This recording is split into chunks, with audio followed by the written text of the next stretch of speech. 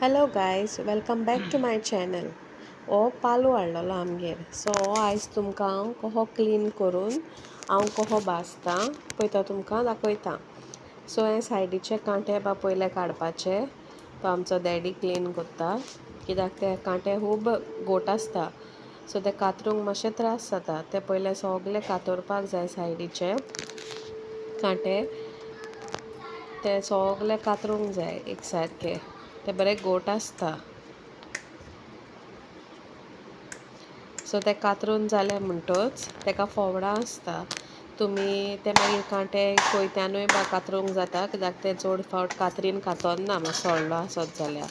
मागीर ती फोवडां काडपाची ही तितूनूय जाता वो आडायाचेरूय जाता, सुरयेनूय जाता.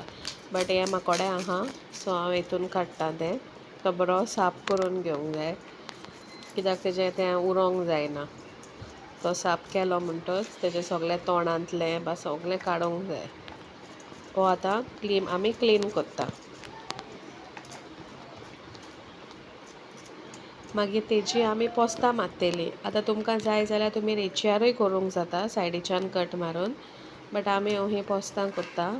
आनी मागीर ते भितरले सगळे पोटांतले मेव आसता पळय तो आमी सगळो काडटा. हो आमी सगळो काडलो म्हणटच ते बरी क्लीन करून धुवन मागीर तेजी जाय तशीं तुका मोटी जाय जाल्यार मोटी वा बारीक जाय जाल्यार बारीक पोस्तां मारून ही सगळीं आमी काडून ते बरें धुवन आमी दवरता. मागीर तेतून विनेगर 2 स्पून विनेगर, मागीर salt, pepper chili powder and turmeric तुमकां जाय तितलो. तुमकां तो स्पायसी जाय जाल्यार तितून मोर चिली पावडर घालूंक जाता. आनी मागीर तें सगळें घालून विनेगरूय तितून घालून तें बरें मिक्स करून घेवपाचें. तुमकां तर जाय जाल्यार विदावट रवा पासून फ्राय करपाक तो जाता लायक मसाला फ्राय कहो. आमी बाबाक लागून रवो लायता. सो आमी रवो लावन भाजता तो मागीर कुरकुरीत भाजपाचो तुमकां कहो जाय पळय तो आमी रवो लायता. तुमकां जाय प्लेन पासून भाजूंक जाता. आनी रेचयारूय करूंक जाता.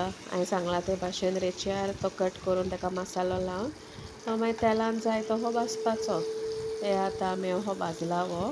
हांवें चड पीस भाजूंक ना कित्याक ते दोनूच भाजले हांवें बाबाक लागून. आनी आतां हें तुमकां जाय तशें कुरकुरीत करून तें भाजूंक जाता. आनी मागीर it is ready. Then you can enjoy. Thank you for watching.